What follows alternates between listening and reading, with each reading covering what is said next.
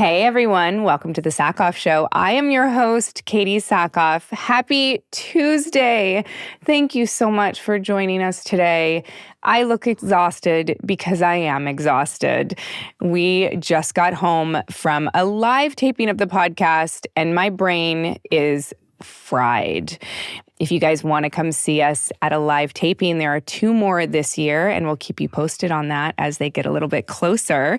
I want to let you know that this weekend I'm going to be at Steel City Comic-Con. Please come and say hi. Remember to stick around for the hindsight, where we discuss the episode, and also send your emails to thesackhoffshow@gmail.com. We read them all, and we actually pull from them to actually talk about some of that stuff during the hindsight. But let's get into today's guest. I am so excited for you guys to hear this episode. It is with my friend, Cassidy Freeman. If you don't know who Cassidy Freeman is, we met during Longmire. She played Cady Longmire. She was also in Smallville. She is in the show Paradise right now, and also the final season of the Righteous Gemstones, which is absolutely insane, and you should absolutely check it out. In this episode, we talk about Longmire, we talk about Righteous Gemstones, we talk about motherhood and all of the complications of that and being a working mom, and we really just get into life as well, and it's such a wonderful conversation. I haven't seen Cassidy since our wedding. It's been a really, really long time. Not Cassidy and my wedding, my husband and my wedding. I haven't seen her since then when she was like 7 months pregnant and dancing harder than anybody there. It was amazing. Cassidy is a truly wonderful human being, and I cannot wait for you to get to know her a little bit better. So I'm going to get out of your way and let you listen to my friend, Cassidy Freeman.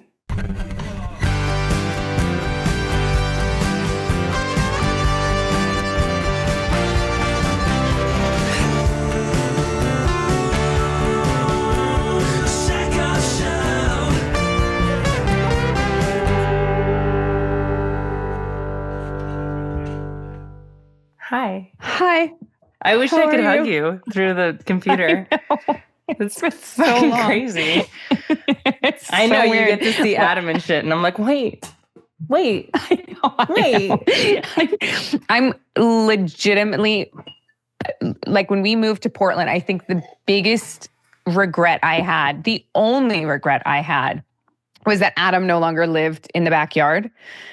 And so he came to visit and he was looking around, and we have a guest house on this property, but it's like, it has asbestos in it. It needs it really needs a huge overhaul. We're using it as storage right now. But Adam's looking at it. I can see him looking at it and looking back at me and looking at it and looking back at me. And we both chuckle. And then I get a phone call from him like a month later, and he goes, hear me out. I have an idea. Just wait. Hold the phone. Well, because if we fix it up ourselves. Right.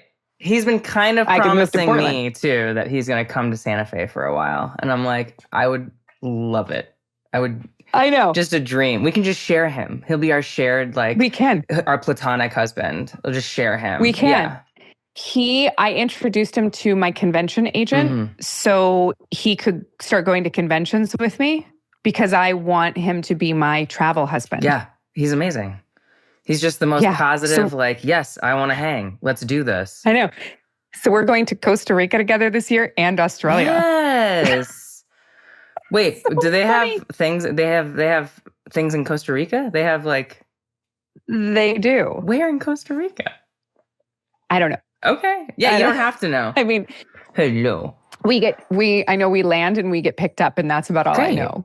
Great. I'm super excited about it. It's going to be fantastic. Someone came to say hi. I know. There she goes. Olive, see you later.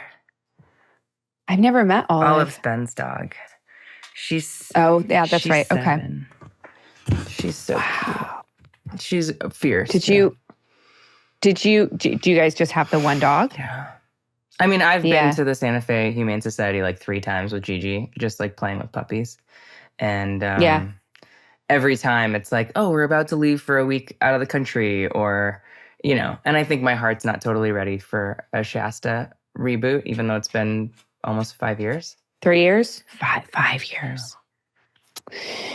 It's so weird. I remember having this like negotiation with Nellie Bean before she died of this, if she could just, Nellie Bean, just make it till we get in the new house. Because she lived through construction for so long and she was so just like not wanting to be in that small house in the back. And then she made it to moving into the big house in front. And then I was like, if you could just make it to the wedding, that would be a really great memory. Like if you can hang on and be comfortable, that would be great. And then she made it to the wedding. And I was like, if you can make it to when Ginny arrives, and then I could get pictures of you guys together, my girls, right? Yeah. That would be really cool, but only if you're comfortable. And she made it 3 months, 4 months. Yeah, 4 months. Yeah. And then she was done. It was very clear that she was like, okay, Mom, you're good. I'm going to go now. I'm tired. Yeah. It's so sad. It's so sad. It's a different kind of death too, you know? It's just a different kind of grief. I don't know why it's so specific and hits a different, I don't want to say it's worse or easier. You know, no one can quantify that, but I just think it's like that grief sits in a different part of your heart. And maybe not everybody understands it, but when you do, dang. I think it's animals, they serve, at least in the existence that like are, like I have my dogs and I know with Shasta is that like for my dogs, there is no memory of them that isn't filled with love pointed directly at me. Right. You know what I mean? Like, they love their family, their human family so much. And that, I mean, like, that so I have no bad memories with the dogs that aren't associated with them either getting sick or passing. Right. And it's just, like just complete, beautiful love pointed in my direction selfishly. Well, I don't know. I mean, also pointed in that direction but too. Also, you know like for me too, it was companionship. Like what we do is so transient and it's so. And I know you had at one point, like I don't know how many dogs you have now, but when we were shooting Longmire, you had 3. And that was like, I remember you being like, me on a plane is hilarious. But like, you know. That was back in the day though, when they would let you buy 3 seats. So you could travel with 3 dogs. Right. They don't do that anymore. You're not allowed to do that. Oh, well, fine.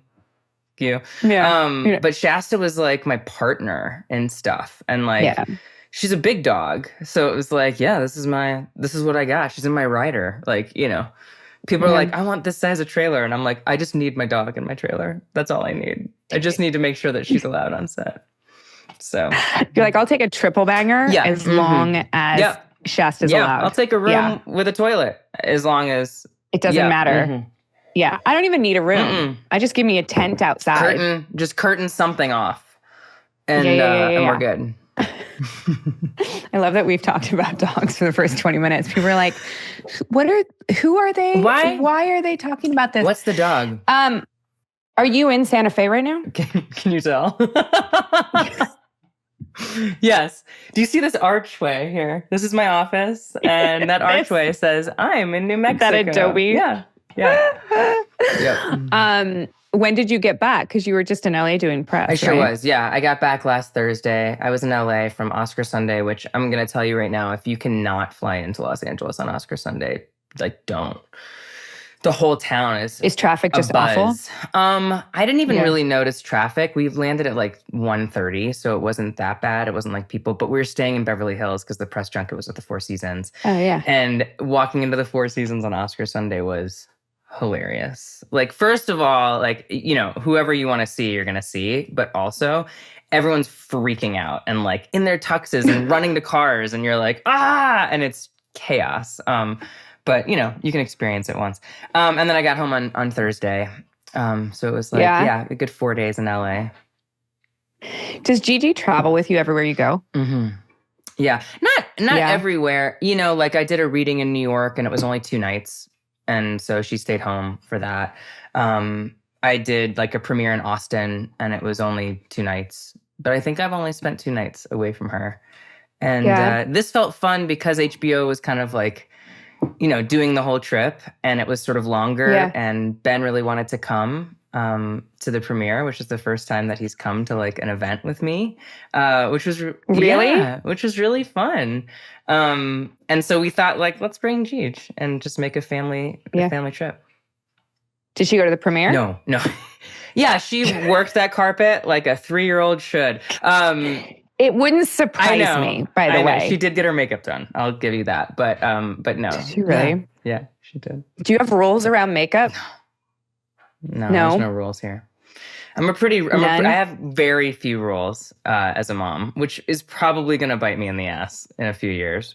How's that working out? I mean, it's working out pretty well so far. I mean, we have rules. Like, there's no, like, ice cream all day long. And, like, but she doesn't really ask for a lot. So I don't feel like, you know, if she wants to wear her pink tutu to school, like, great, wear your pink tutu. What do I care?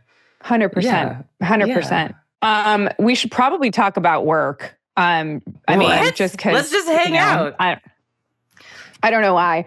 Although I do have to tell you something really funny, and I don't know if we ever talked about this, but our girls were born months apart. Weeks apart. Like, very... Yeah. Was it weeks? Ginny's December what? 6. Yeah, Gigi's February 6th. That's right. Mm-hmm. Right. Okay. So we had intended, the reason her name starts with a G was we had 100% decided to call her Gigi. She was Gigi. From the moment she was born, that's what she was going to be, was Gigi. That was the whole purpose of 2 Gs. Mm-hmm. The moment she came out, I kid you not, and I held her in my arms, and we held her in our arms, and we sat with her for, you know, the moment you start calling them a nickname, which is, for us, was instantaneous. Yeah, sure. Like, instantaneous. Gigi was not right. Mm-hmm. From the moment we said it, she was not a Gigi. She was a Ginny. Yeah. Yeah. Like, well, they tell you. Yeah. But we almost had daughters the same name, born 3 months apart. 2 months apart. The exact same name. The exact same name. And it was quite funny when you named Gigi, and I was like, oh, thank God. Imagine. Mm-hmm. What's it been like? Did you guys know that Righteous Gemstones was ending while you were filming, or did you find out sort of like sadly after the fact? Yeah, we did not know. We had no clue. And, you know, in hindsight, honestly, there wasn't even really an announcement either. It was just sort of like, we got to know through the grapevine of like logistical work stuff that like HBO, like, it wasn't. And at the time it was confusing because I was like, oh gosh, did like something happen? Like maybe it was just their decision, like who knows? And now we know that it was Danny's decision. And we learned, you know, in hindsight that he purposefully didn't tell people for a couple of reasons. One was that he said, you know, he never really knows. Like he said he started writing the season and all of the themes were about closure and finishing and sort of like wrapping something up. And so he was like, oh, maybe this is what it's meant to be. But he was leaving the door open because a lot happens during the filming of our show. And he was like, if I don't feel like it's a good ending, I might push for another season.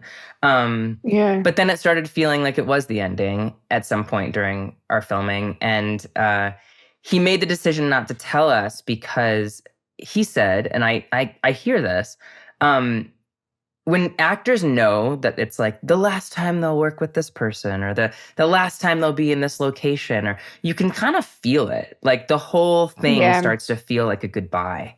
And it could have, I think in his mind, taken away from that season as a whole, you know, and make it sort of like the ending.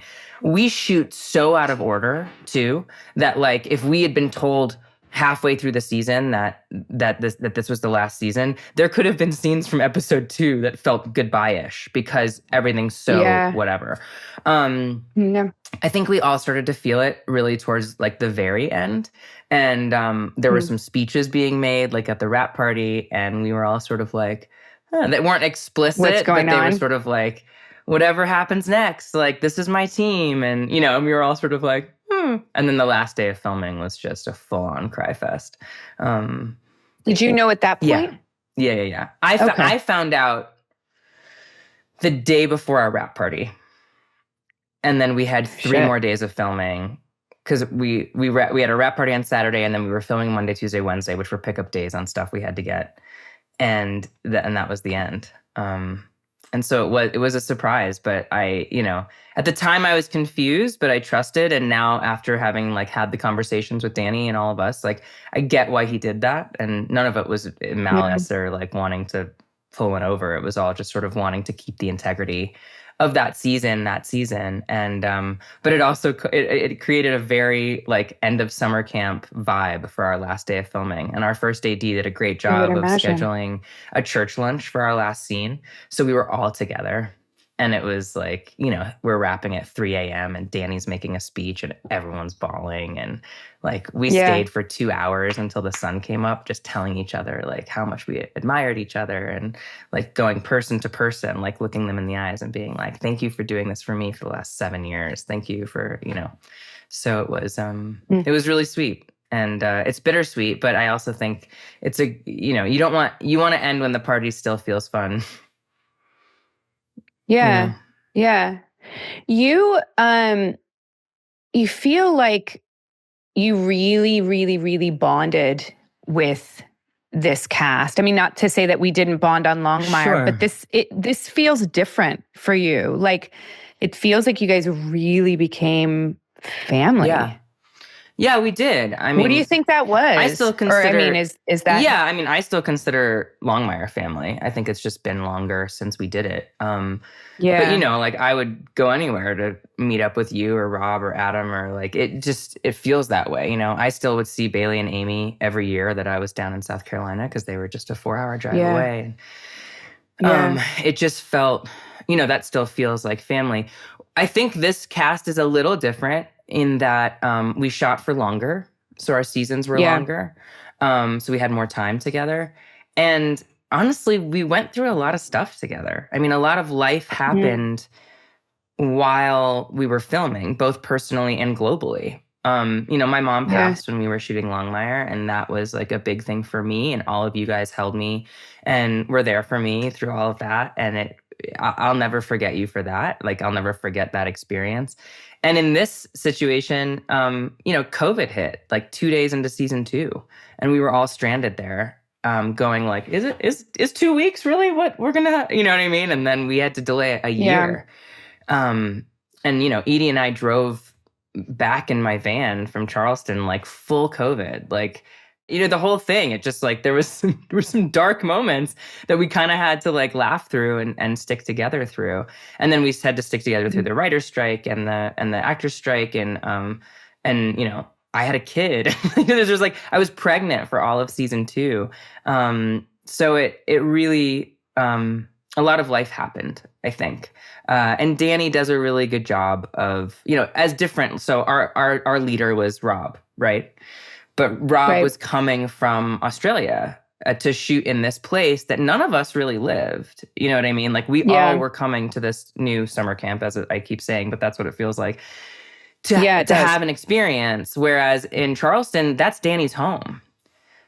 Was it really? Oh, yeah, he lives there full time. And he and all of his writers live there full time, and a lot of his producers live there full time. So everyone in like the world of Rough House, which is his production company, has relocated to Charleston. So when the rest of us descend, I mean, now like John lives there and Edie lives, like they all have houses there. And it's sort of this, so now when the rest of us descend, we're descending on his, so every weekend he's inviting us to a soccer game or a baseball game, or we're taking a boat ride in the sunset, and everyone's welcome. Your whole family, your kids, your mom who's in town, your brother who's in town, your best friend who's in town, like anything. And that feels, I think that gives it a real familial feeling, because I think he knows it's a lot to ask people to move their families for 6 months to a different place. So Danny, I want to talk a little bit about, and if you don't want to talk about it, that's totally fine. But I would love to talk about your relationship with Danny and how Righteous Gemstones came along, because originally he wanted you, was it for vice principals or was it something else? So did you audition for Vice Principals and get it? And then it was during Longmire and you were not allowed to do both at the same time. It was like, is that what happened? Yeah, it was like a weird confluence of a lot of things. So we were canceled by A&E. And there was this Warner Brothers still had us under contract for like another 2 months. But that was before, or Warner Horizon, whatever it is. And that was before things were really saved. Like, that wasn't really a thing then, right? So we were like, okay, well, we're under contract. Okay, we're done. Yeah, but we're done, right? Like, A&E didn't want us anymore. And so there was that, and I think that was like a 6-week period between when A&E dropped us and Netflix picked us up. So in that 6 weeks, I started auditioning, and I auditioned for Vice Principals, and I had to go through like a lot of callbacks because I'd never done comedy. And Sherry and Sharon are awesome, and they brought me in, and I had all these really interesting experiences I'd never had before, like where Danny's in the room with me and we're just like improving the whole scene and just laughing our faces off. And I was like, man, this feels so fun. And had you ever done that before? No, I mean, improv? No, not the way that everyone in that cast has done it. I mean, I had done improv in college, like for fun and in class and stuff like that, but never professionally like that. No, but I think you just sort of like let it go. And there was an improv troupe at Middlebury that I really wanted to be a part of, but I couldn't stop laughing. So I couldn't do it. Like, they all could keep a straight face and I couldn't do it. So I was like, I'll do a cappella.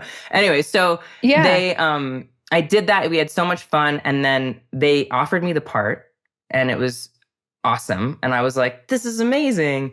And then legitimately and they knew the whole time that I was technically they knew all the things. There was no and then like 2 days later, we got the call that Netflix was going to pick us up. And I was like,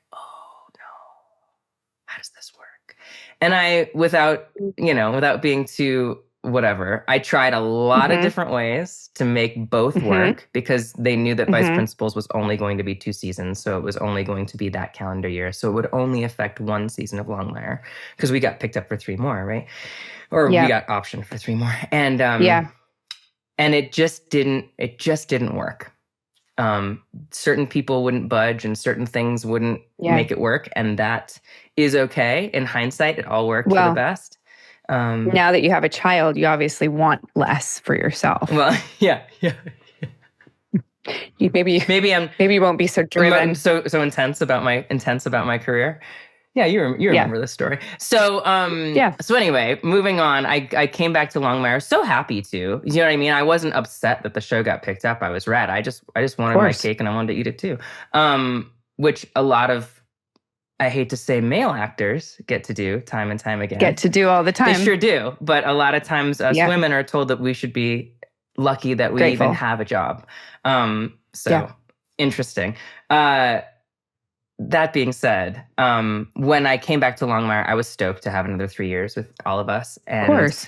Then, people always say this in this industry and in life, like, you don't know what's going to happen in the future. This thing could cause something in the future. And when you're in the moment and grieving what didn't happen, you're like, it'll never happen. Yeah. And then cut to, like, we'd been wrapped for maybe 6 months.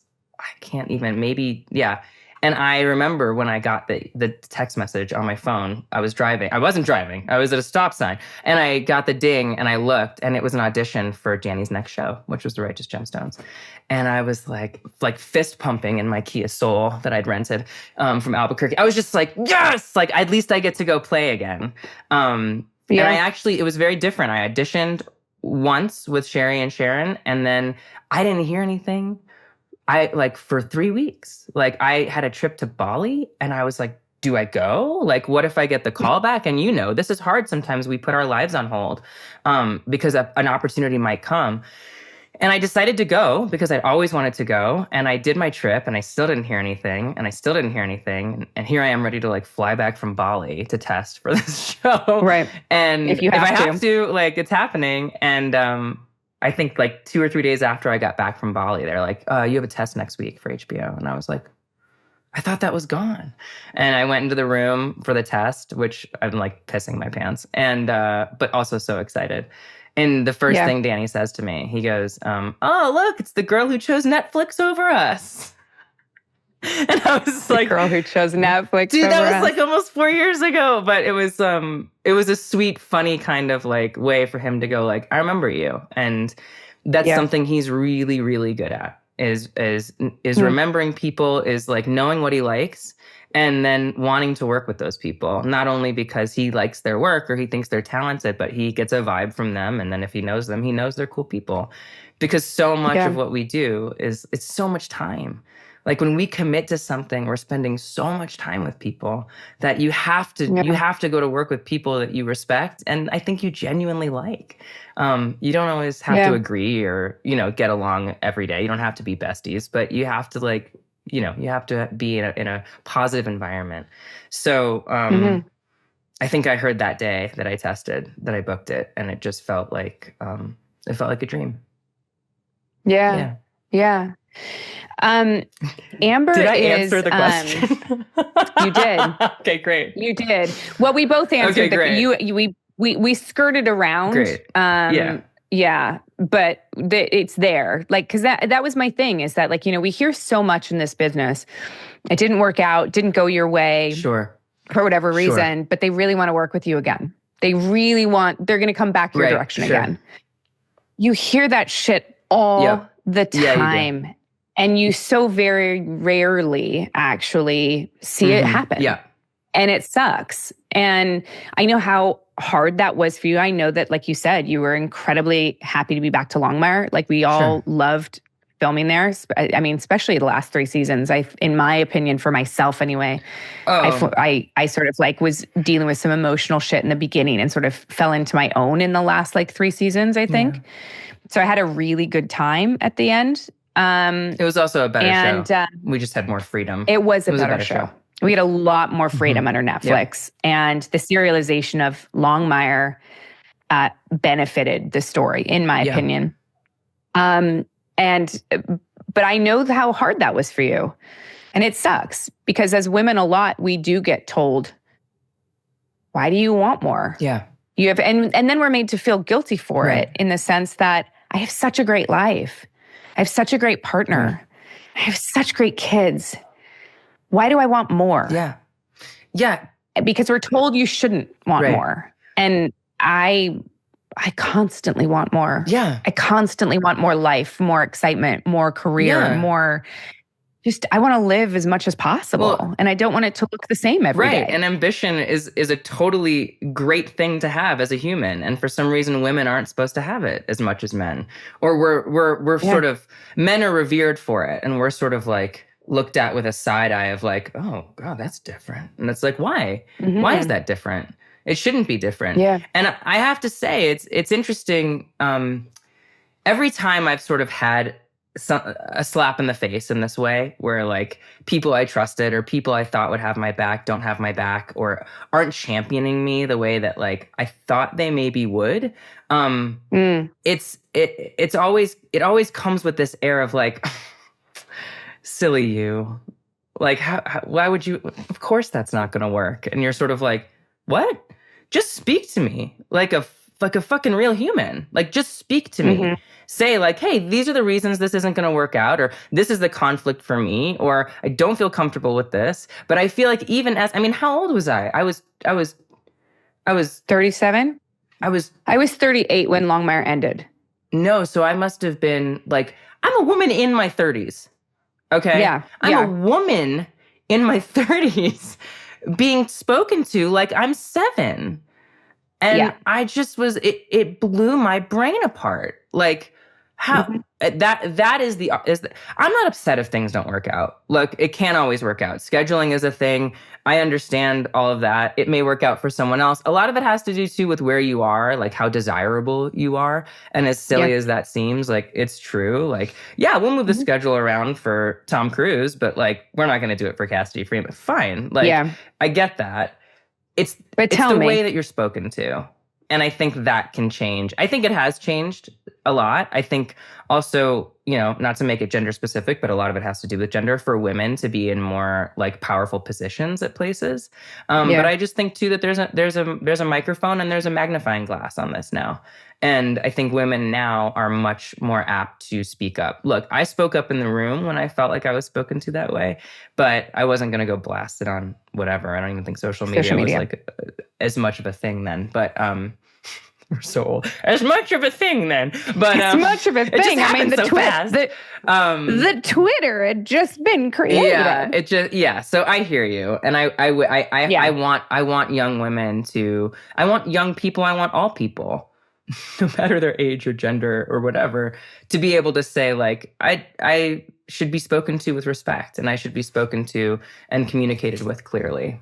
So 100%. Anyway. I find this now that, as a woman going into her, mid 40s now, shortly here in the future, that I find now that I find it very lazy when someone says to me, there's not as many opportunities for women in their 40s, so you should just be prepared for that. And I think that's so lazy. I think it's phrasing. Sure, there may not be as many opportunities out there, but you know what that means? It means we should create more. Yeah. It means you should say to me, hey, have you ever thought about creating something for yourself? Let's talk about that. Or maybe the right thing hasn't found you yet, but it's a way of talking about the circumstances as they are in front of you and finding a way to pivot within them, but also phrase it in a way that isn't so fucking depressing. Right. Let's talk like normal human beings. Give me the respect of a 30-year career that I can navigate my way through this and see a career for the next 30 years if I want one. Well, I also think it's false. I also think that... I agree. I also think, I'm actually finding sometimes that I'm not old enough to play the parts that are coming out. Do you know what I mean? I think there's a great resurgence of incredible parts for women into their 50s and 60s. That's awesome. Mm-hmm. Do you know what I mean? And I think that's in part because there's a lot of talent at that age out there right now. But I also think it's because women are making more stuff. Look, it's still not even. It's still not enough. But I think it's moving in that direction. And I think we have to make our own stuff. And I also think, I think it's interesting and lazy and incorrect to say, there's not a lot of opportunity for women in their 40s. Look, there's the opportunities. I don't want to say whether there's a lot or not. They're changing. The whole industry is changing in a lot of ways that we even think we know and we don't know, and it's a trickle down all the way to when's the last time you were in a room auditioning for something? God help me. I wish that we could get back in rooms, but we used to run into each other in rooms. Do you remember that? We used to walk in and I'd be like, oh my God, are we reading for the same part? Are we playing sisters? What's going on? I miss that. I remember when we both got cast in Longmire and we were like, what are they thinking? We're so similar. We are literally, do you remember the absurdity of the hair color thing? Because I was red when I got cast. Oh, really? And you were blonde when you got cast? No, I was red. I was still red. I was red from Smallville. And I wanted to go back blonde because I'm naturally blonde. And they were like, oh, no. Every job. No. Katie's blonde. Yeah. Also, Katee and ironically, Katee. I was redheaded at the time and had to get myself back so fast. And it was awful. Yeah. My hair was falling out. But anyway, no, we're literally the same person. But we don't see people in the room anymore. Yeah. How do you make the time with Gigi? She's in school 4 days a week from 9 to 3. There's a level of survival mode that I think is inevitable unless you're a totally hands-off parent, which no one's here to judge, but it wasn't what I was. And it wasn't what I could be. And I don't think it's what you are. I remember the mornings of putting on my big headphones and walking the beach in Venice, Santa Monica with Shasta for 2 hours every morning. And then going to the grassy knoll and having a coffee and reading my self-help book. And then going to yoga and getting some tacos and then meeting a friend. And I'm like, who is that person? And I don't know that she'll ever exist again. I don't know that she's meant to. I can still love her. But there's different joys. But it's also okay to miss those joys, I think. I think. Does being a parent make you view your mom differently? Because I know that the loss of your mom, you're really close with your family. And did having Gigi make you see aspects of her differently, or do you still have like the exact same feeling that you had for her? No, it totally changed things. I mean, the feelings I had before still exist. Now I have more. And I feel more informed about someone that's not here, which feels weird. Because I can't like cross-reference that with her, and I can't share it with her. I often post on my mom's birthday or on the day she died, like a sort of memorial thing on my Instagram, and that's something I don't, look, Instagram's become something I had no idea it would become, but I thought it was like share pictures. But I remember years ago, because my mom's been gone 12 and a half years. God. It's weird to me that like over a quarter of my life she's been gone. That's strange, right? And I think about who I was at 30 and who I am now. Anyway, I posted something, and my friend Marika from college, I remember, commented on it, and she had at least one of her children. And I said something like, like something about how much I loved my mom, and her comment was like, "You don't know how much like she loved you, or like it, like." Or like she feels the same way. Something about a mother's love for a child, and how like that it was equal or greater than. And I remember that comment. Obviously not that well, but I remember the idea of it.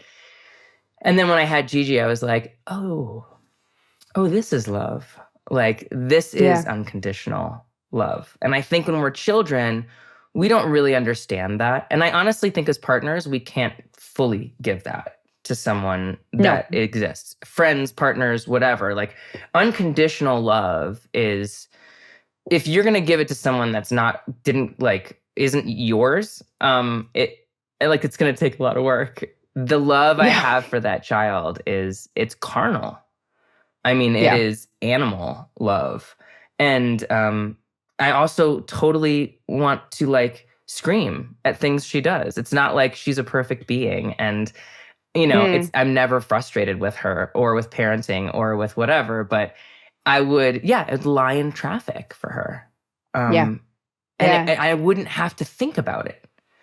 I also don't care who she becomes or what she accomplishes. I'm always going to support her.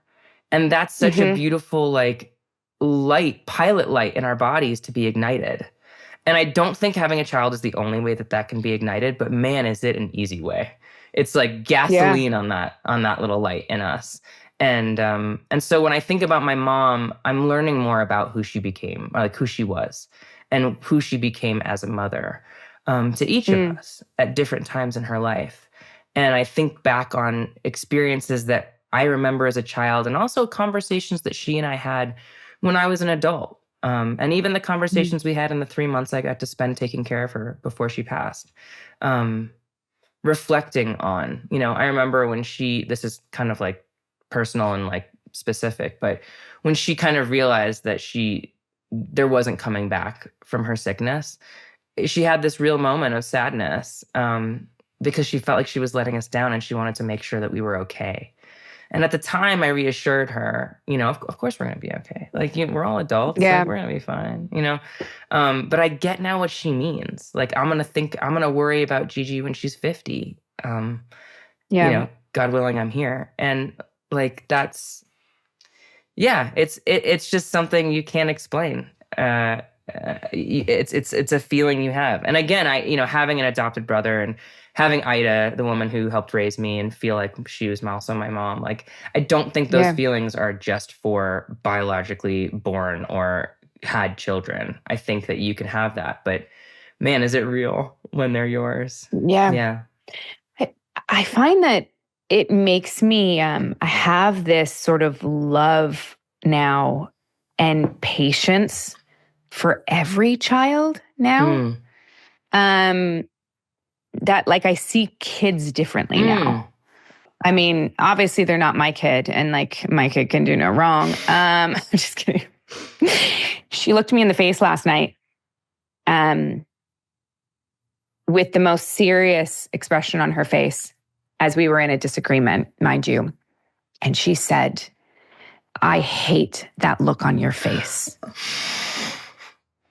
Oh my God. Number one, didn't know my child knew the word hate because we tried to use it in this household. Wow. Yeah, because I was mad at her. Yeah. And my response, so perfectly astute or evolved, was, I wouldn't have the look on my face if you weren't upsetting me. Right. Yeah. As if that's fair to her. Like, of course. Yeah. But I, it was just this moment. Like, I had this visceral thing. Like, she's still a girl. And she can mean girl me sometimes. Yeah. And I'm like takes me back to high school where I'm like, fuck you, bitch. Yeah. I will cut you. Yeah. Yeah. Yeah. No, she brings me to my knees 10 times a day. Dude, 10 times a day. I said the other day, I said, Gigi, you're my favorite. And she goes, yeah, well, Dad is my favorite. And I was like, what? I was like, wait, what? You sleep on top of me, child. Fine, go sleep on top of Dad. Dang. It came out of her so easy. She said, who's picking me up from school today? I said, I am. She goes, no, I want Rhea. Yeah. Our friend. And I was like, okay. Yeah. I'll get Rhea to pick you up. It's getting to that place. And even this morning, trying to get her to not wear her gigantic pink, I'm going to throw axes tutu to school. I even said to Ben, I said, I remember the fights my mother and I used to have over what I would wear to school, to the point where she used to make me lay out my clothes for the next day, the night before, so we wouldn't have the fight in the morning. Yeah. Yeah, you see back. Does it make you think about your mom differently? I mean, I know your mom's still here, but... Yeah, my mom used to, in the middle of arguments, say to me, you will never understand how much I love you until you have children. And I would be like, fuck you. And it's the truth. Yeah. And I think it sort of made me realize, you know what it made me do? Because I've always had a relationship with my mother and my father. And I've never had that sort of thing where I've never blamed my parents for the decisions that they made. I'm an adult. I can choose how my reaction to it at this point. Yeah. I don't want to, like you said, sit in my trauma. As minor as it is compared to some people. But what it made me do was understand my mother's love for my brother more. In the sense that I never understood how my mom could put up with so much behavior from him. And now I'm like, oh, I get it. That's your kid. Yeah. That's your kid. Yeah. I get that now. I get it now. And it's such an interesting thing. It's just, I don't know, motherhood has changed me so much, and it's calmed me so much, and it's made me a very, very different person, I think, than I was, 5 years ago, 4 years ago. But yeah, it's amazing. And yet you just said 4 years, and I was like, is that all it's been? You know what I mean? Oh my God, the world shifted. I know. I mean, the world actually shifted, but then the world did shift. It's continuing to shift. Shifted. Yeah, and yeah. I'm that's all it's been? Really? I know. How you're also in the new show Paradise, not to bring it back to work. No. Let's keep going. Let's go back and forth. But how did that come about? Yeah, that was an audition. You know what? Actually, this is a really positive story. Yay! I auditioned for that. I was excited. Yay! I was excited to work. I've really admired Dan Fogelman for a long time. I mean, This Is Us, but also the movies he's made and the stuff he's done beyond that. Yeah. And I obviously like Sterling K. Brown's work as well, and thought it would be really fun to work with him. And the part, I mean, I was only given the first couple scripts, and in no way was this promised to be a long thing, which I couldn't sign up for anyway because I was about to go shoot Gemstones. But I loved the fact that it was a short thing. I loved the scene that ended up being kind of like the one big scene she has with Sterling. And I loved the part. I was like, so you get to play the First Lady. Like, dang, okay. It seemed like such a great job. I got to go to LA. I could see my family, you know, like, and it felt, I'll be honest, Kate, when I realized this, it's the first thing that I'd booked since Gemstones. And it was like a thing where I went like, oh, I can still book a job. Like when you're working on a show and like, look, this is not a complaint, but I have been working on a show from Smallville straight to Longmire, straight to Gemstones. I've been owned by someone, or, you know, I've had to answer to someone, or I've had to check in with someone, or, you know, you actually don't do that much auditioning or booking because you're already working. And so it was like a moment of like, oh, I can, oh yeah, cool. Like I had this sort of feeling like I was like 25 again, where I was like, yeah, I'm booking a cool job and with these really cool people. And then there was someone, I don't know who, and I'm not here to name names, but I honestly don't know. Someone in the production was like, but she's on a show. Like, we don't want to have to deal with like sharing her or whatever, you know, all the things. Yeah, all the fun things. And of course, my team and I were like, oh, but they're up against each other, but they don't really overlap. And even if they did, like, Gemstones has always been rad about letting people go and do things as they need and working around stuff. And so whether that's HBO or Danny or whomever, they've really never said, like, you can't, never. And so the production was kind of like pushing, and they were like, no, we can't cast her because she's on this. And it was Dan Fogelman who said, I want Cassidy Freeman. That's what I want. Like, make it work. And it was really cool to be supported in that way and felt like chosen in that way. And look, truth be told, you know, who knows what season 2 will bring, and I have no idea. No one's called me, but like, it wasn't that big of a role. Like, it wasn't like I'm fighting for my lead or I'm fighting for whatever. He was fighting for like a recurring who played an important part and had an important pivotal scene with the lead, but like, he didn't have to fight like that. So I loved that. That's how you create a great cast and a great show, though, is number one, you've got someone at the helm who's passionate and committed and knows what they want, but also you cast the best people for the role. Right. No matter, you know, what, and if you want, so no matter what. Whether they're known, whether they're not, like whatever it is, the thing that you see, 100%. Right? Yeah. Yeah, 100%. So I want to go back to when you were talking about improv back in Chicago, because you couldn't stop laughing. Yeah, it was in Middlebury, Vermont, but yeah, continue.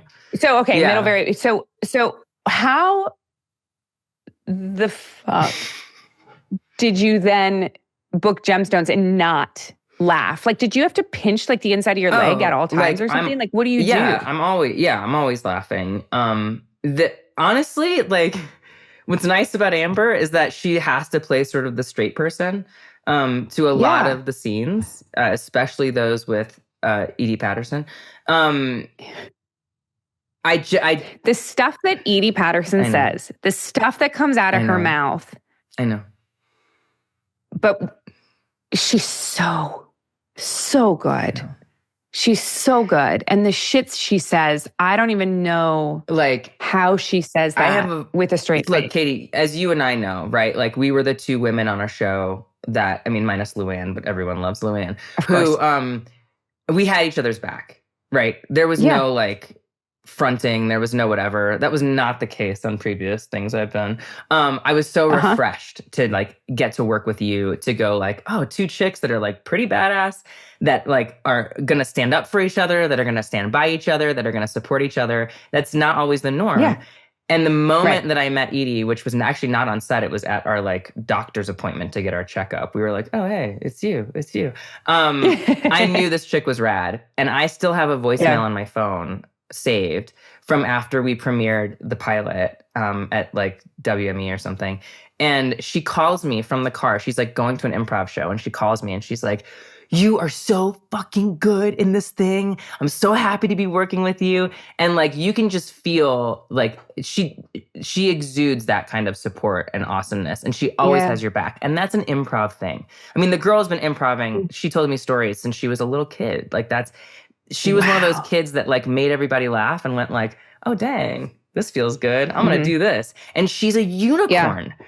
She's a fucking unicorn at it. And she is so able to be in the moment. I have never met anyone who's so capable of being in the moment as well as she is with all that going on around them. You know what I mean? She is a groundling, or was, or is, or I don't know how you go through that, but she's part of that. I have talked to so many actors that are groundlings on this podcast. Yeah, and she does a show at the Groundlings called One, which is an hour-long one-person improv. And she does it. And she does it continuously. There's another one coming up soon. She's allowed to have like blocks and a few props. And there's a sound guy that'll like throw cool stuff in once in a while. And she literally goes up, she gets like an idea and a name or whatever the question she asks, and she goes backstage for 2 minutes to set up her thing, and then she goes. And the first time I went to go see her do this, I almost threw up. I was so, and you know how I feel about throw up. I was so nervous for her. I was like, how is she going to do this? My face hurt from laughing. A one-woman show. So it's a talent that I don't know. And like, to answer your question, that's crazy. I did, like, John Goodman and I were sitting next to each other during the filming of the pilot, and we were both like, how did we get in here? And I'm like, first of all, you got in here because you do comedy. And he's like, but you do you do comedy. You do sir. You do. John Goodman. But he was just, he felt very much like we were the straight actors and a bunch of very trained comedians. And maybe I think because at the beginning he wasn't very comfortable with all the improv, but then towards the end of the series, it was so fun to watch him get more comfortable because of people like Edie and Danny. And, you know, Edie was on Vice Principals. And when Danny found out that she was such like a talent in this very unique and like desirable way for his work, he rewrote the whole second season to include her. And like, then this part was written for her for Gemstone. That's how she shines. So the improv stuff, and not only that, they held all of us up too, you know. Tim Baltz is one of the smartest improvisers I've ever watched. Adam Devine is ready to party with anybody anytime. At all times. Yeah, you know what I mean? He's ready to jump in the pool and like do fun stuff. Tony is also a groundling. He plays like Adam's counterpart. And like he's also a groundling, so he's coming with all that training, but also is so good at creating this like character that is Keith, which is real weird. So it's super weird. Keith is so weird. Danny just said in press last week, he was like, when Tony came in, I honestly didn't know if that was just Tony. Like, he was so, like, he was like, I was like, because he's fucking weird. It's weird, dude. And he was like so committed. Anyway, it's a dream. And the times that I did attempt or throw my hat in the ring, as it were, or feel like part of were always like held up and applauded, and like you could do no wrong. Even if you fell on your face, everybody was laughing and applauding you regardless. And that always felt so inviting.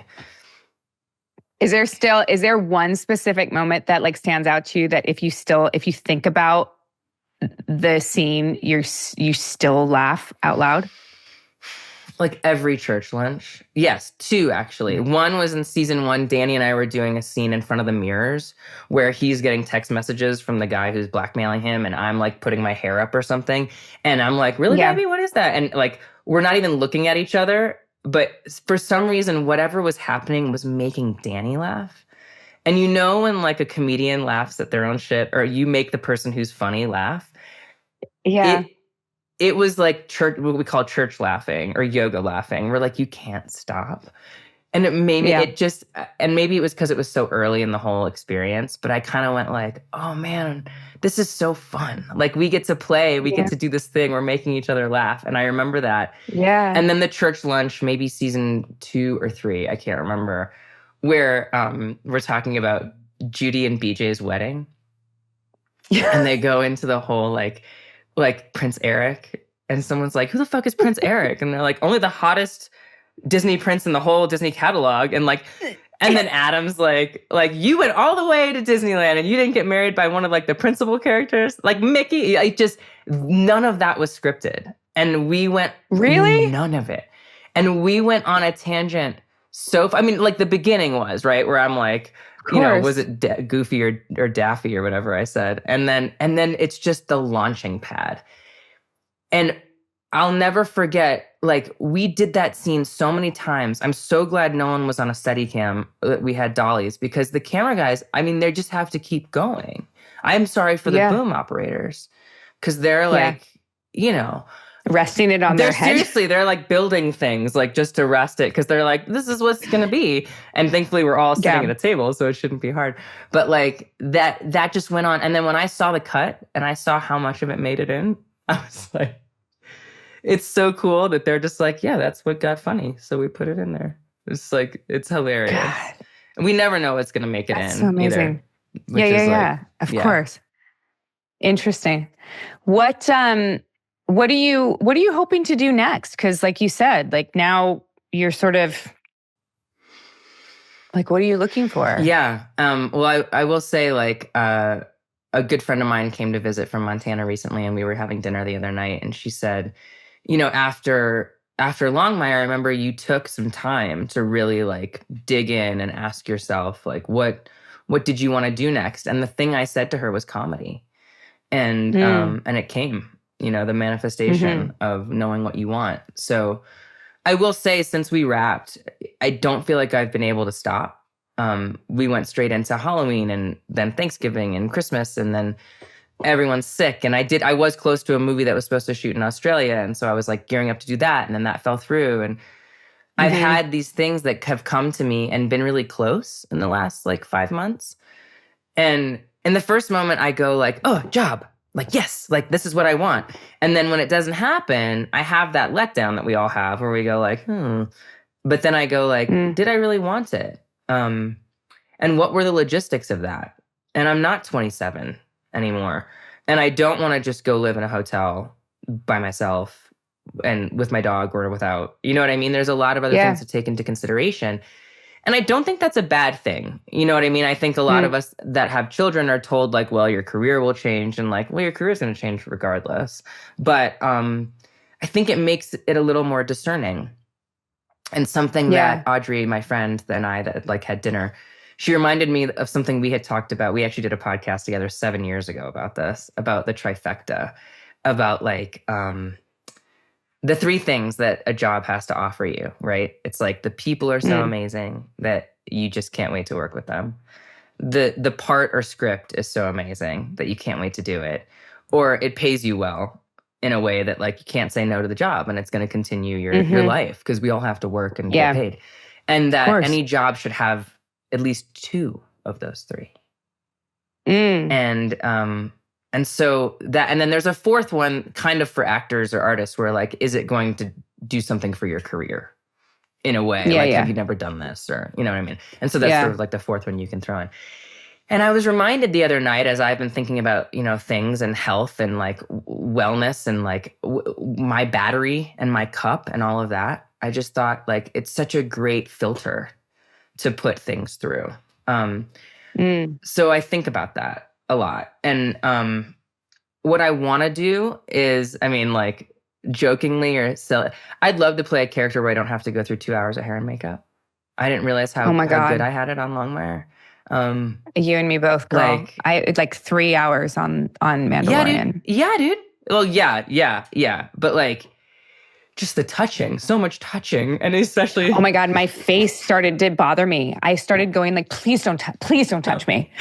You turn into like this weird person that like can't be touched. But I've had some scripts come my way, and I go like, oh, that's awesome. Like, I'd love to play a character I haven't really played before, and I've played the God-fearing wife in a really funny, like, but also Amber was pretty badass. There were parts of Amber. She was pretty badass. Like that scene where I just hit a button and like my arsenal fucking opens up, and I was like, oh, dang. Yeah. And Danny is all of them, I mean, our Justin, our editor, everyone has such a great way of creating these like almost, I call them like music video moments, where like they put on this sick thing and there's some like slow-mo and then like this thing happens and you're like, what? Yeah. Like there's just that feeling to it. It's their style, and it makes everyone feel like they're a badass.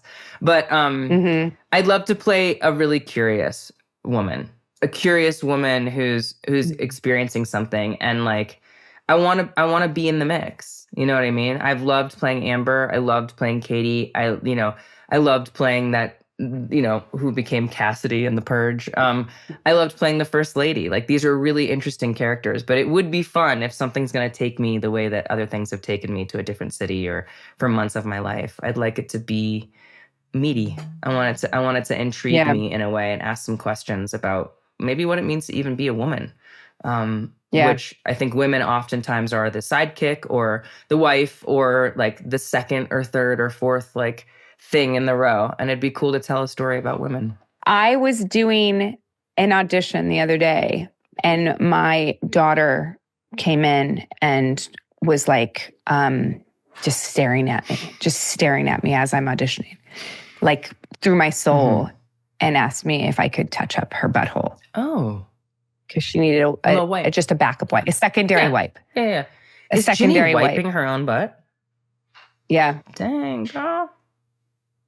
Because it was a stipulation of school here in Oregon, and they're not allowed to touch your child. So they can't help them wipe their bum. Okay. At all. Okay. And I was like, can I sign a permission slip or something? Please, can someone clean my daughter's asshole? Did she call it a touch-up for real, though? Like, can you touch up? She calls it a touch-up, and she calls it her butthole. So, and then when she's really excited about something, she goes, hold on to your butthole. Oh, my God. I can't wait. So we're going to get that. I got to get to Oregon. I got to get to Oregon and get these girls together. Man, they're going to, I just like the world. I don't know if it's ready for the two of them together because I feel like they're perfectly different, but perfectly aligned to be like, get out of the way. Yep. We have shit to do. We have some shit to do. That's shit to do, which is what she tells me half the time. Mommy, I'm going to need some quiet time. I got some stuff I need to do. Oh, dang. Gigi says, I need space. Oh, yeah. Like, Jenny asks for space too. Yeah. Yeah. Great. But it also breaks my heart a little bit sometimes. But duh. I mean, I'm sitting here going like, and I have an 18-year-old too, my stepdaughter. Yes. Audrey is 18, and she's going to college next year. Oh, so we're doing college applications, and I'm wiping asses, and it's awesome. And it is like such a cool future glimpse into what will be. And it's rad, and their relationship is really rad, and it's so cool. Life is so cool. It is. Yeah. Well, there you go. There it is. Life is very cool. Thank you. This has been amazing. Dude, yeah. Anytime. I'm so happy. I was like so stoked. After doing press for a whole week with a bunch of people I don't know asking questions I probably don't have the answers to, it was like, I was like, oh, dang, I get to go hang out with my girl and like talk about like whatever we want to talk about. So you call me anytime. Whatever we want to talk about. I know I do this thing as a mom, and I need to stop, where I don't call people if I don't have 15 minutes. Because in my mind, I'm like, well, I only have 5 minutes. Right. That's rude to call them and be like, say, it's on my schedule. I've got 5 minutes. I wanted to say hi. And so then I convince myself not to call people because that's rude. And then you don't talk for a year. Yeah, no, girl. No, I mean, call me on the phone anytime. And we're going to do this thing where you call someone and you literally say, I have 6 minutes. I miss you. What's up? Yeah. Great. Yeah. Just say it right out. This is what I have. I miss you. I just wanted to hear your voice. Thank you. I give you permission. And anybody who is like, oh, I need a good 30. A, they don't have children. B, they don't have anything they really need to get to. And C, like, fuck them. Just, 100%. I ask people a rando question. Oh, yeah. And I kind of wish the sex box was still out here because I feel like that would be really good for you. I'm sorry? Because it'd be fun. It's a box of sex questions. That was really fun for a while. Not super inappropriate, just as if we were partners. Girl, I would go wherever you need me to go. Yeah. Okay. So I'm going to pull a rando card out, and it's just it's a question. No idea what it's going to be. Oh, easy. This is super easy. What is a rule that you've made for yourself? Just one? What's a rule I've made for myself? Is there like a rule that you live by? Yeah. It's like daily or something? Yeah. Be kind. That's just the greatest. I mean, I was like, drink water, but I don't actually follow that rule. So be kind. Be kind. Yeah. It's like the only thing you need to be. You don't need to be rich. You don't need to be famous. You don't need to be important. You don't need to be right. You just need to be kind. That's Amen. Yep. Ginny, the other day, I asked her who her best friend was, and she said Grandma Leona, which is Robin's mom. It is her best friend, 100%. And I said, can I ask you what it is about Grandma Leona that makes you just like love her and know that she is your best friend? And she said, she's kind. Thank you for coming on the show. That was wonderful. Yeah. I appreciate you tremendously and need to see you desperately at some point. It would be nice. I can't wait till volume 2. You tell me when. We'll do it. Yeah, we need to. Thank you. Okay. Hey, I'm proud of you. And I miss you. I'm proud of you. I love you. I miss you. And I love you. And I'm so excited to see what's next. Ditto. For you. Ditto, friend. I'm really excited. Ditto. Yeah. Thanks for having my back. All right. Always. You too. Okay. Bye, Mama. Bye.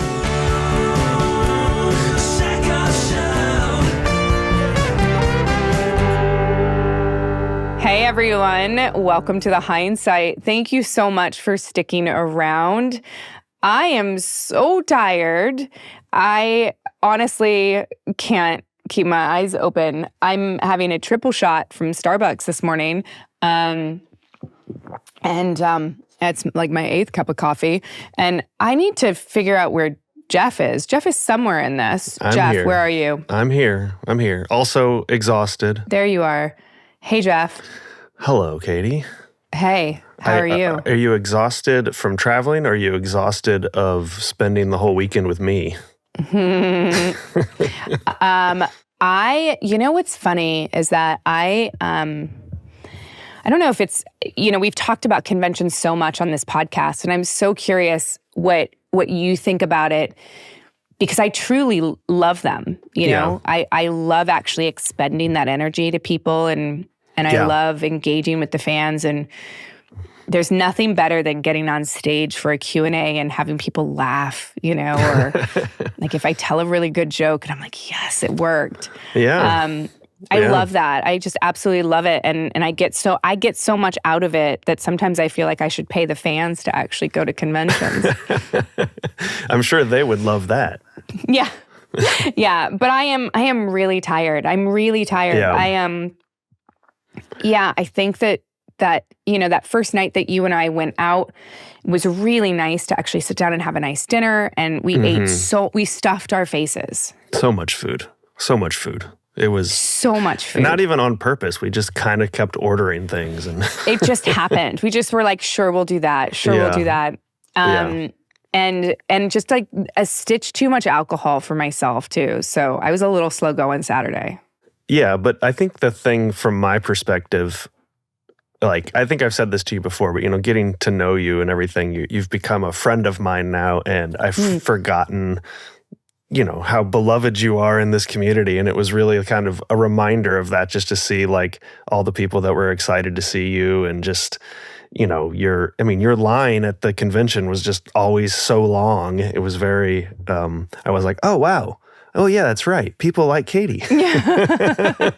Yeah, it's funny. I had, I try, my goal, and granted, I am very aware that each interaction with a fan is usually a minute. It's not long. Sometimes it's a little bit longer if somebody has something that they want to talk about, but for the most part, it's about a minute. And I try to keep my energy so high because I want them to, after standing in line, sometimes for 4 hours, I want them to go, that was worth it. Yeah. You know what I mean? And there was one time this weekend where I felt so bad. And I should have known better. But Rainn Wilson, who did the live show, came to talk to me the day after the show. And I really wanted to talk to him about it. And I had just signed some autographs for people, but I wasn't done talking to them yet. And I turned my back on them because I was talking to Rainn. Yeah. And I remember thinking to myself, you got to turn around. And I didn't do it. And I probably talked to him for 2 minutes. And they were gone. Oh. And I felt so bad because it was rude. It was rude. And I wouldn't normally do that. And normally I'm so conscious of opening myself up to people. Yeah. But I also wanted to, it was one of those weird things where I wanted to engage with Rainn and I just shouldn't have done that. And I felt really bad. So if they are listening, I apologize for that. Yeah. I mean, it's such a hectic environment too. I mean, you're just seeing so many people. I feel bad saying that I'm exhausted right now too, because, I didn't do anything except, run around and get stuff set up for the show, but I wasn't constantly engaging with people. In fact, I was trying my best to not engage with people. I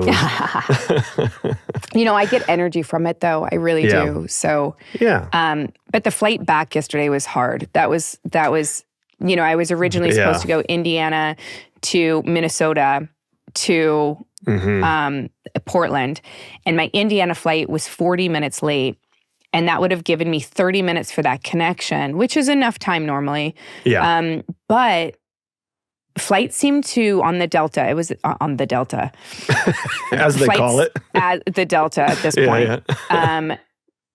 They kept getting pushed. And I wasn't confident it was going to take off. And there were no more flights out of Minnesota yesterday. I would have had to wait till today. And the direct one, I think, was at nighttime. That's like the direct flight. So I would have been stuck in Minnesota for an entire 24 hours. And I was like, I don't want to do that. Right. I'd rather be stuck in LA. And I knew you were taking off. Right. So I ran to the American Airlines desk. And I literally said, I will take whatever seat you have on the flight leaving at 4 o'clock. And I managed to get the last seat on that flight and the last seat on a connecting flight to Portland. Yeah. And you got to ride on the plane with like America's top sci-fi luminaries. Everybody from the convention was on that flight. And I kept thinking, man, if this flight goes down, America has lost half of the sci-fi like elder statesmen of the... It's true. It's very true. It's very true. That would have been a sad day for sci-fi people. Yeah. But we all made it. We're all here. I was in center seat both flights though.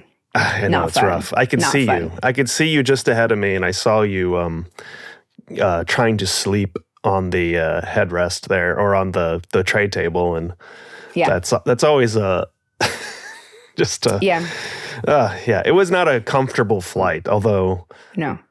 There was a man next to you that seemed really angry. Was he angry the whole flight or just in the beginning? He kept huffing and puffing about things, and to the point where I didn't want to ask him if he wanted to trade with you so we could sit next to each other. I was just like, we'll just leave him alone. Well, and the lady next to me had thoroughly disinfected her tray table. Yeah. So I was like, she ain't going to change spots. But she was actually really kind. I told her as we were landing that I had a connecting flight, and she goes, oh, girl, you got to run then because we're in the back of the plane. Like, you got to get to the front or it's going to take you 30 minutes to get off this plane. Yeah. And so she goes, I will stand up for you, just run. And I was like, okay. And so I did, and everyone was super kind until you get to first class. And then there's one fucking piece of shit. Was it Frakes? I don't know who he was. I shouldn't say fucking piece of shit. I'm sure he was fine. But he did not want to let me go. So he stood up to get his bag, and I was like, I'm sorry, I have a connecting flight. Do you mind? And he just stood there. Do you know who it was? I don't think he was an actor. Okay. I didn't recognize him. I think he was probably just a rando that was on a plane. So instead of moving so he could get his bag and put it down, I stood there and made him so uncomfortable. Yeah. Because I wouldn't move. Yeah. Because then another guy in front of him was also pissed because he had to get back like 2 rows for his bag. And I was like, look, I get that you guys are like, I want to get my stuff and get off, but you are going home right now. Yeah. I have a connecting flight. And there were like 2 people behind me that were running for flights too. So like, you know. Yeah. Well, you had so many friends in first class, you'd think you could get some people to stick up for you. Yeah. Yeah. You'd think. That Jonathan guy sat Frakes next. dropping elbows and stuff. Yeah. No. Frakes could just pick somebody up and put him out the other side. He could. He probably thought he was super cool. Speaking of super cool, Cassidy Freeman. Yeah. Isn't she super cool? She's so cool. I always kind of get a vibe from people when, I talk to them before the interviews to make sure that everything is technically set up. We also have some mutual friends because I'm friends with Tim Baltz, who is on Righteous Gemstones. He's a guy from Chicago that I worked with at Second City. So yeah, it's always nice when you can kind of have that connection and then we chat. She's also from Chicago. Which she is from Chicago. We were able to talk about Chicago a little bit. So yeah, she's very sweet, very nice. Yeah. She lives in Santa Fe and I love Santa Fe. So she is such a wonderful human being, she is super busy these days, like super, super, super busy. She's like locking her down shows. Is hard. Yeah. But I have to say, one of the things I am so insecure about my friendships sometimes. Mm-hmm. Like if I don't hear from someone for a long time, or if I'll reach out to someone or text them and they don't text me back, I get like really sort of like, oh God, what did I do? Yeah. And with Cassidy, I have this thing, and I know we all do this, where if you have a friend and you want to call them, but you don't have enough time. Right. You don't call at all. So I go like a year without talking to some of my girlfriends because I'm like, well, I never had the time. Right. And I said this to my friend Melissa the other day too, right after Cassidy. It's like, I need to call Cassidy. And if I've got 2 minutes, I need to say, I got 2 minutes. Give me the super fastest Cliff's Notes you possibly could. What's going on? Yeah. Didn't you guys talk about this on the episode? We did. Yeah, you talked about this. Just doing these short phone calls and how it's valuable. Yeah. And I think your friends will understand. Yeah. When's the last time you were in Santa Fe? When we wrapped. Yeah. What has that been now? How many years? 2018. Wow.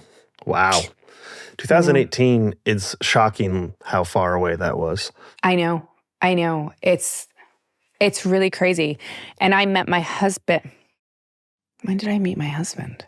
I met my husband in 2018. Well, you can always, we have the pandemic as like a nice, I know. And we just passed the 5-year mark of when that started. We did. So you can always, that's like a good gauge for me to like remember how long things were. Mm-hmm. So, yeah. Have you seen Righteous Gemstones? Oh, yeah. I love Righteous Gemstones. I'm a little sad it's being canceled. I guess speaking of the pandemic, I think that show kind of is one of the shows that got boned by the pandemic. Got boned. And a lot of shows found audiences, like Sarah Levy with Schitt's Creek. Yeah. A lot of shows found audiences, and a lot of shows didn't because they didn't have shows in the can, meaning finished. Right. So it was long times between seasons. But what I found interesting is that Danny McBride chose to end it. That was his choice. I mean, I guess that's good in a way because, you can tell the story, how you want to tell the story.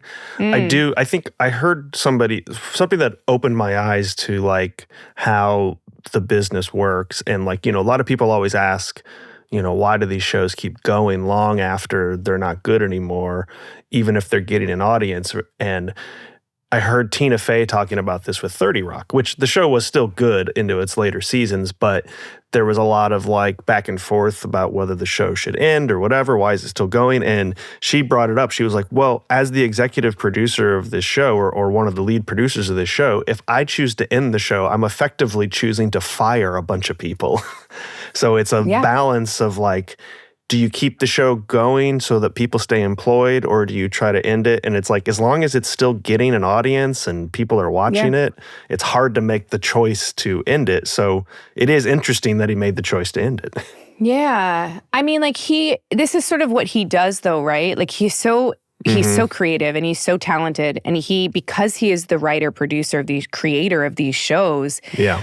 He may already have something else in his head that he wants to go exist in for a while, I mean, selfishly as creators, like, as artists, we like playing the same character over and over and over and over and over again gets a bit tedious. You know, it is nice to mix it up a little bit. It's a nice little foreshadowing for our mail sack, by the way. We got a question. I got a question about that. Oh. But yeah, I love her, and I'm really excited to see what's next for her in her life, but also as, you know, in her career. She's such an interesting mom. Yeah. Like, you know, talking about Gigi and Ginny, polar opposite children. Like, so different. Yeah. So different.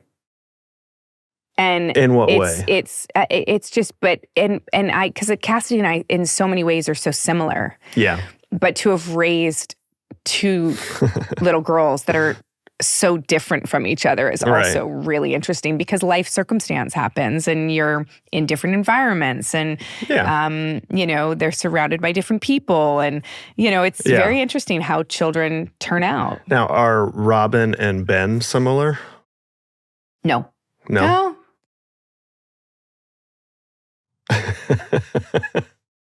Yeah, a little bit, actually. Well, a little bit. Maybe it's just that little bit that's not the same. That's throwing off the balance a bit. Yeah, you never know, right? You never know. Yeah. We should probably get into the mail sack. Mail sack. We're going to the mail sack. Mail sack. Why are we calling it mail sack?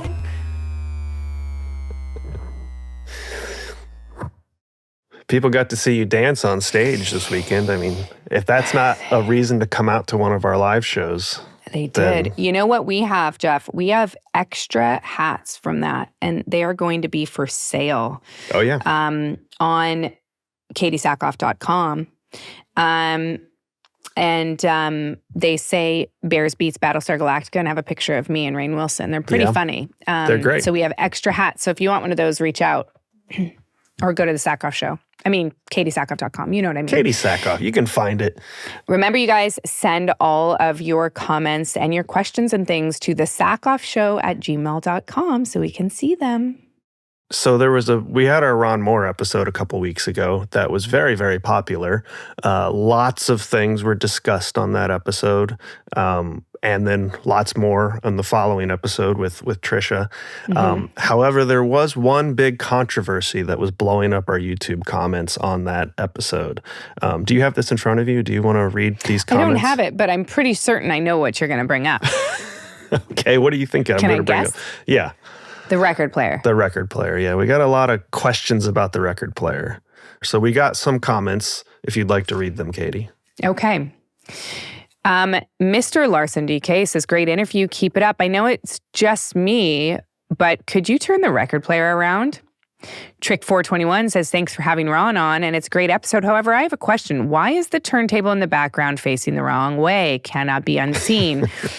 Licks23, all right, says, has anyone else noticed that the turntable behind Ron Moore is facing the wrong side? The set is probably decorated by a young person that has never seen one outside of a magazine and has no clue how to use one. Actually, the desk that the TT is sitting on is facing backwards. Turntable. Alana Bentrode, 3963, says, interesting that in the background behind Ron is a turntable. Why is it backwards? Stan's Sap says, why is the turntable backwards? Sorry, OCD. Love the show, by the way. The answer is, it's not a working turntable. It's here in the studio, and we just set it up on the table as we were getting set for Ron, and nobody paid attention to it. We don't use it, but we know how to use a turntable. It's just a little thing that got missed. Are you sure, Jeph? Yes, I have a turntable at home that I use all the time. I know how I do audio production for a living. I know how to use a turntable. I think it's hysterical, though, that it was backwards and none of us saw it. Yeah, well, it seems like maybe there was something else going on that day that we were a little more interested in, like sitting down with Ron and talking to Ron Moore. Sam, this is an email. Sam says, do you believe that playing a character over many years can actually change you as a person? or do you believe that who you are as a person can lead the showrunners to change the character? However, is there a possibility that the people casting the project just chose the perfect person to portray the character? So I don't necessarily think that a character can change you. I mean, unless you're Method. I mean, if Daniel Day-Lewis played, some of his characters for 7 years straight, I'm sure that they would psychologically mess him up. I'm sure there are ways that things can mess you up. Like, Jim Carrey talked about the prosthetics in Grinch. Could you imagine if he had to do that for 7 years? There's no way. So there's ways that the character can change you, alter you, I guess. But, writers do sometimes write to the strength of the actor, or write something that they were talking about with an actor. I know that Starbuck's storyline with her mother was something that I was speaking about with Bradley and David, who are the writers on Battlestar, and then they started writing it. And so I know that, but I don't know if. So I think you can have influence on your character, but I do believe that when it comes to television, when you're playing a character that you've played for a really long time, you can't help but bring your energy from the day in, especially when, it's a character that's existed for a long time. So I do believe that characters in television are a little closer to someone's personality, especially long shows that last like 10 months. Yeah. I would say that casting, to the point of the final question there, casting, that is a big part of the casting. Like, you're looking for the person that you feel like is the closest to that character and how you see them portrayed, which is why you often find people like yourself playing similar characters in a way, or similar styles of characters, because that's just who you are, and that's what they're looking for. Absolutely. In the role. But do you think I feel like we've talked about this in the past, especially with Vic, like something in the character that has come back to you? Because I'm trying to remember this, but I think we talked a little bit about, because I haven't seen Longmire, but there's a pregnancy issue with Vic, right? And I feel like you've mentioned in the past that informed you in some way, because at the time you hadn't had children. And yeah. No, it was something very similar that I was going through. She blamed herself for the loss of her pregnancy and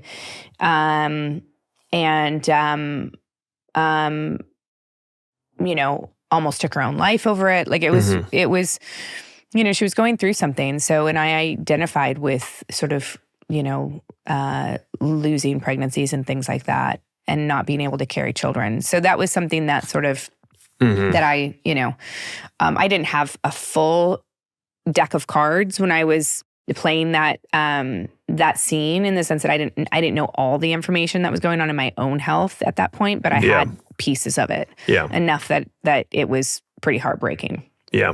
You don't ever find yourself just like hard drinking too much and you're like, well, you don't want to be like Starbuck. That ruined a lot of relationships. Like WWSD? Yeah. Yeah, no, exactly. Yeah. Well, where I'm like, I should channel Starbuck right here and just like hit this police officer and see what happens. Yeah.